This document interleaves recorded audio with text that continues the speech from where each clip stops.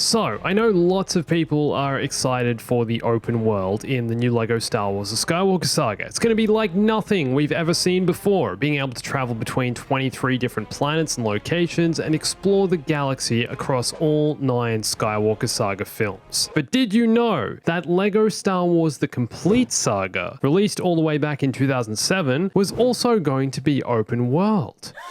Huh? Well, kind of, anyway. It was probably closer to a much larger, glorified hub world. But based on some recent discoveries in the game, it seems as though the developers of LEGO Star Wars: The Complete Saga had larger ideas for the game than what we ended up getting in the final version. Let's take a look.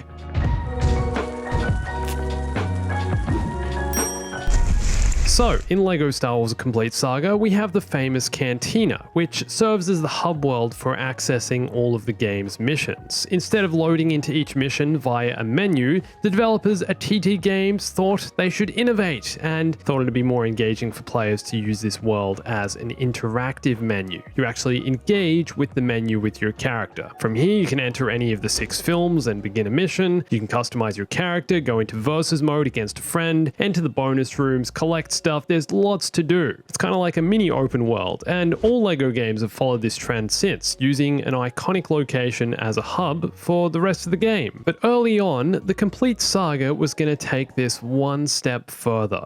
Take a look at this. You guys might recognize this as the Mos Eisley mission from the game. Well, this entire section was originally going to be part of the hub world. So I'm led to believe anyway. The only people who really know what goes on behind the scenes at dev studios are the devs themselves. And back when they were making this game, I was probably busy trying to unlock that alternate ending during my 27th replay of the Revenge of the Sith game. So didn't know what TT Games were up to. But anyway. Hey everyone, it's Andrew.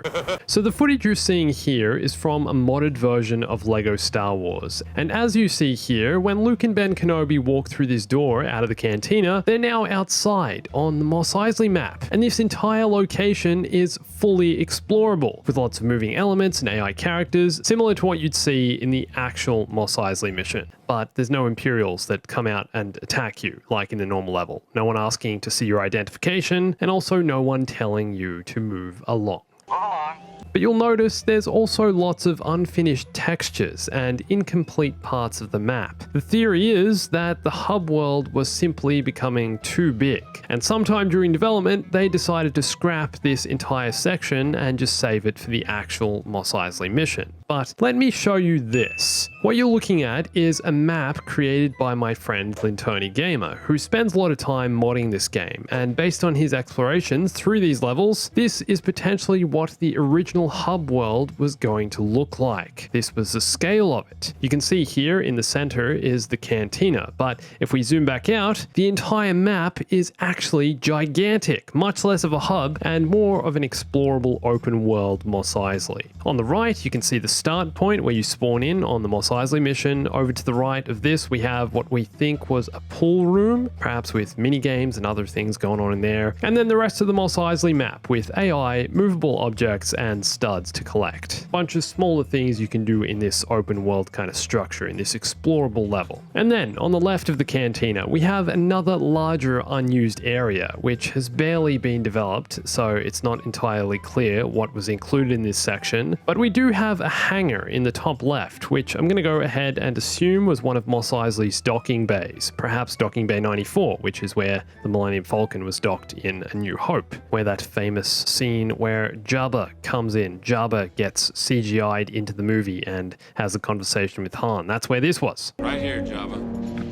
You can get a better understanding of what this entire place looked like here. This is a program called Brickbench, which is used to view maps and mod LEGO games. And here you can see a bird's eye view of the layout of Mos Eisley. Cantina in the middle, mission area on the right, hangar and unknown areas on the left. And in this program, we can actually go down and see the 3D model of the map and go exploring. Even though some of these sections were never fully developed, I think it's really interesting going down here and seeing layout, layout with staircases and pathways, interiors, and other details that lay the foundation work of these kinds of games. We can explore this entire place and see what it might have looked like, how big it was. I think it's really interesting to think how different this game would have been had this larger open world become a reality. But even though it wasn't finalized, this kind of larger world design went on to inspire future LEGO games, and it seems like the developers at TT Games had their eyes set on creating larger open worlds. Take LEGO Star Wars 3 The Clone Wars for example. That game starts you off on the bridge of a Venator-class Star Destroyer in the hub world,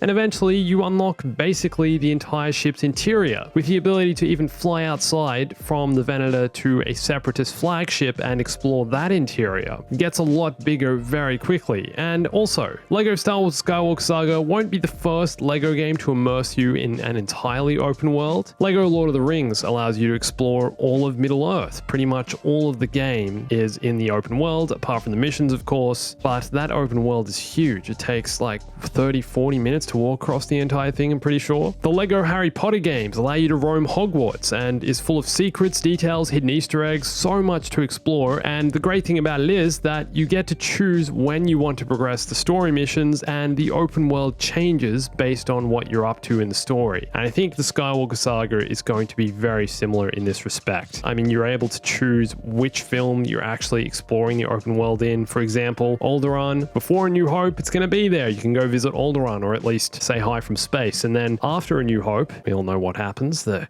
tragedy of Alderaan. You can't go there no more. Well, you can, but you know, it'll just be asteroids. What a detail, what a feature. A couple other games, LEGO City Undercover and LEGO Marvel Superheroes 2 are two of the largest open worlds among LEGO games to date, with lots of free roam activities like racing, quests, challenges. The Skywalker Saga is going to take these concepts to the next level. It's the most open, the largest open world among LEGO games to date. So, it seems like TT Games have had the intention of making their games more open world almost since they began making them. Open world games were seemingly much easier to make 15 years ago with the amount that were being released back then, and their popularization with games like the GTA series, Assassin's Creed, and so many more. But I'd love to know what you want to see come to the open world in the new LEGO Star Wars, and if you'd have wanted to see a larger open world for the complete saga. Cool seeing this. How does this make you feel?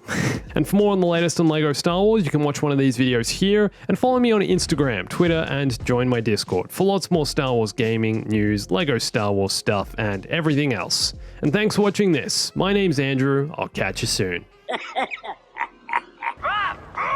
Stay bombastic.